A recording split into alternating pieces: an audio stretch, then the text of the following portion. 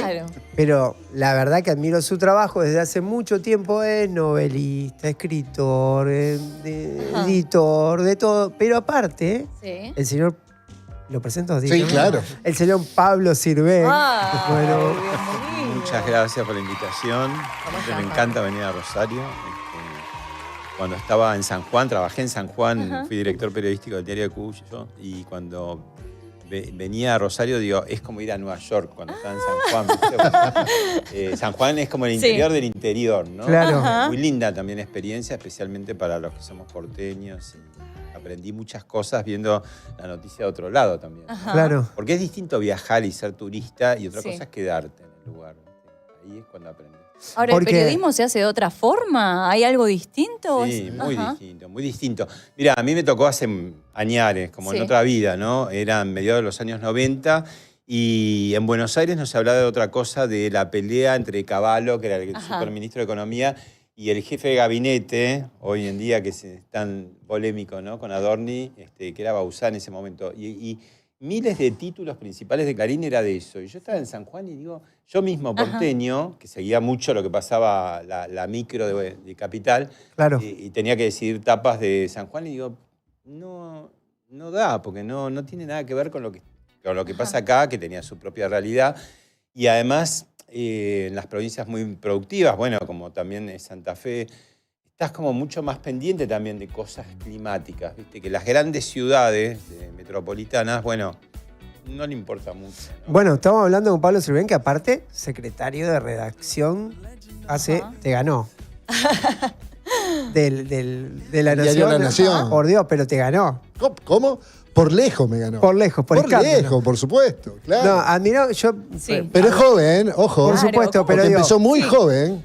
por ahí se enojan algunos, viste que son la figurita, el póster, cuando vienen, que yo los trato así, porque la verdad tengo un respeto enorme por tu trabajo de tantos años. Es tan difícil hacer lo que haces, mantenerlo durante el año, porque imagino, viste que hoy está el famoso ensobrado, son todos ensobrados, viste. Entonces, cuando opinás a favor, eso es un genio. Cuando opinás en contra, sos el ensobrado, digo, y atravesar tantas décadas de un lugar tan difícil como es ser secretario de redacción del Diario de la Nación. Decime cómo se sobrevive a eso. Mira, yo voy a decir ahora cuántos años estoy cumpliendo este año. En un par de meses voy a cumplir, directamente me tengo que retirar y geriátrico. ¿Cómo? 50 años en la profesión. Son 50 en la profesión. Sí, medio siglo, ¿no? Así que he visto de todo. Con decirles que empecé a trabajar en 1976, esto es un dato, ¿no? Claro. Un año complicado. Nací en el Los años. 77, así. bravísimo. Un año antes. Bueno, yo ya tenía. Y ¿saben lo que me pasó? Porque yo pensaba, ¿no? Después de tanto tiempo uno se cansa. Bueno, en la vida hay gente que cambia de pareja. Bueno, yo no cambié de pareja. Y tampoco cambié de profesión. Y además cada día siempre me entusiasma igual. O sea, no tengo la sensación. Obviamente que hay días infames cuando no te sale nada o no llegan las fotos o estás esperando. Eso sí, he tenido muchos malos humores. Pero siempre empiezo el día con mucho entusiasmo. Tengo columnas semanales que las tengo que alimentar, ¿no? Y siempre la búsqueda de a ver cuál es me sigue como al principio, como entusiasmando eso, y me encanta que me siga saliendo. Quiero preguntarte, porque ahora vamos a ir a la novela, ¿no? Que está presentando y que me interesa mucho. Pero te quiero preguntar, te quiero aprovechar, soy un fan del tema de cómo se avanzan los medios, hacia dónde venimos, dónde vamos y todo eso. ¿Cómo es tu mirada, si querés breve, porque es muy complejo, de cuál es el escenario hoy de la comunicación de los medios y para dónde crees que estamos mutando, estamos yendo? Bueno, lo que cambió a principios de este siglo fue el paradigma de la comunicación, ¿no? Que antes era emisor muy fuerte, hablando y todos en silencio, la audiencia en silencio. Claro. Capaz que poniendo una carta de lector o una llamada a una radio y punto. Con la llegada de las redes sociales cambió ese paradigma y ahora es mucho más horizontal, es más ruidoso, todos hablando al mismo tiempo. Los medios no parece que han perdido centralidad, pero es la principal materia prima de la conversación en las redes sociales, ¿no? Para bien o para mal. Y yo creo que hay un poco de venganza con justicia de, bueno, nos mantuvieron durante siglos en silencio a las audiencias, ahora te Ahora vamos a gritar. pintar la cara, ¿viste? Porque No queremos entonces, hablar, queremos gritar. claro, queremos gritar y te vamos a decir muchas cosas que te las mereces y seguramente muchas cosas que no, pero bueno, Pero es no así el importa. juego, ¿viste? Entonces, eso también me gusta, poder entender las cosas, ¿no? Quedarme atrás, ¿viste? Decir, bueno, no enojarte con lo que sucede, sino, bueno, que es, me parece, nuestra misión, ¿no? De tratar de no pelearnos con la realidad, sino tratar de entenderla. Que no es hacer concesiones, sino decir, a ver cómo... ¿Por qué pasa esto? Como un aparato, yo soy nulo para los aparatos, pero viste como un tipo que te desarma el motor y Sí. sabe Sí. y dice, mira, era acá. Desmenuzarlo, Bueno, a mí me claro. gusta el motor de la comunicación, ¿no? Siempre hay una razón, nada es caprichoso. Lo cuenta Pablo también, porque desde adentro de la redacción nosotros lo vivimos, ¿no? Vivir de espaldas a las audiencias, vivir de espaldas a los lectores. Y de golpe te encontrabas en los comentarios de las notas que te señalaban hasta los errores. No hablo de los errores de ortografía, sino hasta los Eso errores. también. Claro, sí, por supuesto. Pero esos uno se los banca. Después Claro. de tanto tiempo uno dice, bueno, me equivoqué. Acá, sí. Pero te marcan hasta los errores por ahí de producción de la nota, y dicen, o te dan una clave de entendimiento diferente, además de hate, ¿no? Y de golpe tuviste que convivir con la audiencia, con la Claro, opinión. a ver, Claro. como estaba tan en silencio la audiencia, está bueno lo que anotás, uno estaba más mirando lo que hacían las dirigencias, todo el tiempo, las dirigencias públicas o privadas, ¿no? Estoy hablando no solamente de políticos, sino dirigentes de fútbol o los artistas, los que eran siempre potentes, ¿no? Y me parece que con la llegada de las redes sociales nos obliga a darnos vuelta y mirar, Claro. y eso mismo nos enriquece, ¿no? Es más laburo, porque hay que salir, ¿viste? Hay que hablar con la gente, ver, eso es mucho más laburo que sentar a un funcionario y que te hable lo que quiera, ¿no? Pero bueno, en ese sentido también es un desafío lindo, interesante. Bueno, Vos tanto escribiste que para. hablar. Es que quiero hacer esta pregunta. Dale. ¿Hablamos de la novela o del No, libro? o vamos hablamos? con las dos, dale. Ah, él escribió un libro. Ajá. Él escribió un montón de libros que están buenísimos. Es el 10º, este es el 10º. Claro, algunos que a mí me han interesado y mucho y me han ayudado y me han ayudado a entender, por ejemplo, el peronismo. Aquel libro tuyo. Perón y los medios de comunicación. Es un Mi primer libro. Emblemático. Lo leíamos en la facultad, todo.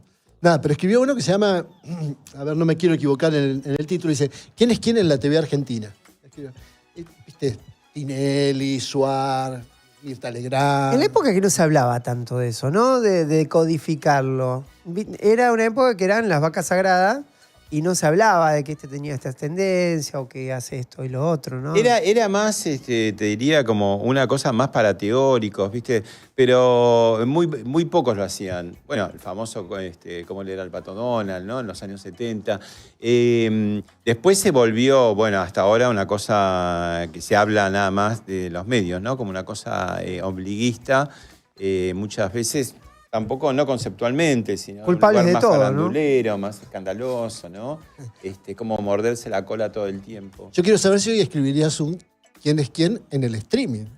Y habría que... Argentino, ¿no? Es que, bueno, es que cada vez hay más, es difícil, ¿no? Sería arduo, pero la televisión se fue como vaciando de contenidos, ¿no? Primero perdió la ficción, después al segmentarse tanto las opiniones, ¿viste? Ya lo decía Beatriz Sarlo aquella vez que fue a 678, ¿no? Como que ella compraba, no sé, una cantidad de medios para poder llegar a una verdad más A una aproximada, síntesis, pero ¿no? que todo está Claro. segmentado, no está todo en el mismo lugar.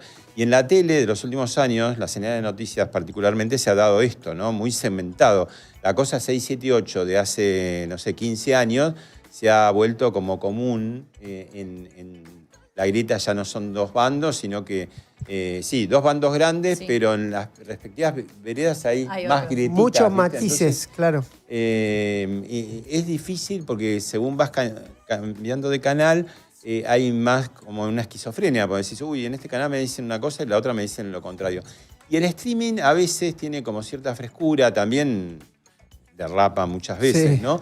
Pero empiezan a ir personajes muy importantes que antes iban a la televisión, empiezan a ir al streaming, porque hay como, bueno, más tiempo para conversar, menos caretaje en el sentido de meterte rótulos, y bueno, es un mérito del streaming, ¿no? Pero bueno, el señor viene hoy Ajá. a presentar su novela, 19 horas en Homo Sapien. ¿Cómo amamos Homo Sapien? Sarmiento 829. va a ser la presentación en Rosario, vas a poder ir, abierto a todo Libre el y público. gratuito, totalmente. Contanos de esta novela, que está basada en hechos reales. Sí, es una novela que podría ser, sin duda, parte de la literatura de los 70. Yo me propuse un plan más ambicioso que era, bueno, que sea de los 70, pero también contar la vida de un tipo no conocido, un gran emprendedor, de cómo se veía el capitalismo, digamos, en mediados del siglo pasado y cómo se hacía carrera en eso, hasta en este caso llegar a la cumbre de una multinacional, que en los 70 era la marca número 1 en la Argentina. O sea, no era cualquier empresa. Y por el otro lado, contrastarlo, porque es una novela a dos voces, en primera persona, ¿no? Yo asumo la voz de Salustro. Capítulo intermedio, hay un guerrillero que no existió, Nahuel Sima, pero sí todo lo que lo rodea, un guerrillero LERP. Un poco para ver que se completen las historias, ¿no? De un lado y del otro. Salustro es como una suerte de relator del siglo XX, ¿no? También. Hay una historia del automóvil que recorre toda la novela, no desde el punto de vista industrial o económico, sino yo diría una aproximación más coloquial, más cultural, más social. Sí. Lo que era el Fitito en los años 60, lo que era el Citroën 3CB, que Quino lo pone en la familia de Mafalda. La mala prensa pobre de un auto que fue taxi en los 70, lo tenía Rolando Rivas y que después de la dictadura quedó manchadísimo, que es el Ford Falcon, ¿no? Entonces, en la novela también se va contando eso, ¿no? Que iba pasando con los autos, desde que aparecen los autos, el primero a vapor en 1700 y después... La historia de Fiat en Italia es increíble, atravesada por comisiones internas que eran comunistas, después llega el fascismo, después se va el fascismo, después cuando viene a la Argentina vienen los que eran fascistas y comunistas y decir, bueno, demos la vuelta a la página, muchachos, y somos tanos, vamos para adelante. Y bueno, en Argentina también que es interesante contar cuáles eran las relaciones ásperas, tensas con los distintos gobiernos, ¿no? Desde el peronismo hasta el gobierno militar de Lanuse, que es cuando lo secuestran y lo matan. Ahora, claro, eso, el centro de Operación Salustro, que así se llama el libro, es el secuestro y el posterior asesinato. Es precisamente Salustro, ¿no? Que era el claro, de Fiat. Acá no expoliamos porque sabemos que el protagonista historia, va a morir. claro. De hecho, en la primera línea dice, me mataron de la forma más artera que se puedan imaginar. 2 puntos, un tiro en el pecho y otro en la nuca, ¿no? Pero a partir de ahí empieza a contar la historia, que es muy interesante, la de él, personal, la de Fiat, la del siglo XX. Y yo, profesor, dijo secuestro y muerte en los capítulos 8, 9 y 10. Y él sigue después de su muerte relatando cosas de la historia del automóvil, después de su muerte que matan a más gerentes de Fiat, que cuando llega la dictadura militar empiezan a desaparecer los delegados de Fiat, ¿no? Hay un poco la historia de la Argentina también en esta particular historia de Fiat y de Salustro. Ahora, me parecía interesante esto de escribirlo, porque una cosa es, bueno, escribir una novela que debe ser ya complejo de por sí, pero en primera persona. Y de algo que pasó, ¿cómo hiciste para meterte en la cabeza también del personaje? Mirá, fue como una decisión audaz que me gustó, pero era riesgosa, ¿no? Porque digo, yo me siento más periodista que escritor.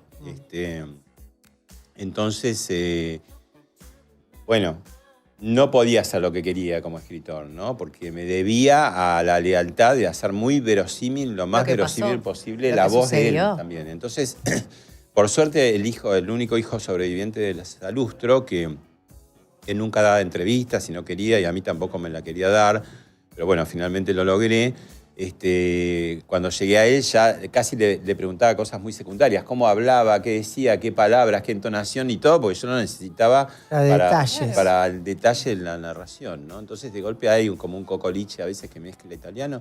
Si bien nació en Asunción de Paraguay, era de familia italiana y no hasta la médula, ¿no? Y cuando empecé a escribir, digo, bueno, como el periodista siempre me iba, viste, restringiendo, me dice, guarda porque hay cosas que como CEO de una compañía de hace 50 años, porque también decís, me tengo que remontar a otro momento, ojo, en algún momento, por suerte, mi editor me dice, che, acá pones fax, que es una cosa viejísima ya para nosotros, pero en esa época fax todavía no. Digo, tenés razón, era el telex. que era uno que tipeaban, bueno, una máquina. Sí, Todas cosas que sabemos él y yo, ¿no? infernal. No, che, yo fax vi, yo usaba. Pero que en una novela histórica son esos detalles que decís, el veterano va a decir, acá te equivocaste, no. Entonces, cambiarlo. Y claro, cuando empecé a decir, bueno, yo como CEO... También era una cosa decir, los periodistas tenemos esa comodidad de decir, te voy a describir, yo estoy en primera fila y describo aquello, es ajeno. Yo lo hice pasar un poco por mi cuerpo y entonces entendí muchas cosas. O sea, de pronto se generó información dentro mío cuando yo seguía la dinámica del personaje, ¿no? Y siguiendo esa dinámica decía, bueno, pero hay cosas que yo no puedo decir porque soy el gerente de la compañía. Claro. Entonces necesité esa voz alternativa, el personaje satelital, que es este guerrillero que se infiltra en las fábricas de Fiat, que era una cosa que sucedía. Sí. La guerrilla se infiltraba en las fábricas. Entonces, bueno, lo pude liberar a Salustro, decir muchas cosas que dice el guerrillero, ¿no?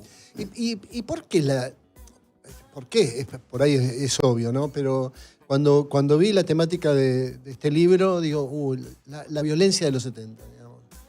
Eso es algo que no podemos, que no está saldado, que no lo terminamos de hacer el duelo. ¿Qué nos pasa con ese tema? Siempre está ahí dando vuelta y caliente, ¿eh? Sí, yo te diría en lenguaje psicoanalítico que es un trauma mal elaborado y no resuelto, ¿no? Entonces le damos vuelta, todo el tiempo le estamos dando vuelta, lo contamos muy interesadamente, a veces de buena fe, muchas de mala fe, para un lado o para el otro. Entonces, nada, no podemos salir de ahí. Después, sobre llovido mojado, te llegan gobiernos que lo usan al tema de derechos humanos, tanto la dictadura en un sentido horroroso, y del otro lado también las banderas agitando, ¿viste? Y entonces siempre hay como una especie de fascinación o de decir, bueno, volvamos ahí a ver si alguien lo puede mal y pronto descular al tema. Yo traté de decir, bueno, los 70 van a estar incluidos en el libro, pero no es mi centro total, ¿no? Porque, a ver, por una razón muy sencilla. Yo era adolescente cuando sucedió esto y como todos los argentinos, esas 3 semanas que estuvo cautivo, no había otra noticia, era la noticia excluyente en los noticieros y en los diarios. Más cuando mandan prueba de vida con la foto de él.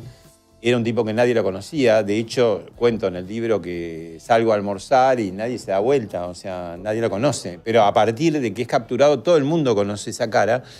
Y yo dije, yo le tengo que poner una vida antes de esas 3 semanas, porque para nosotros Salustro vivió 3 semanas, punto.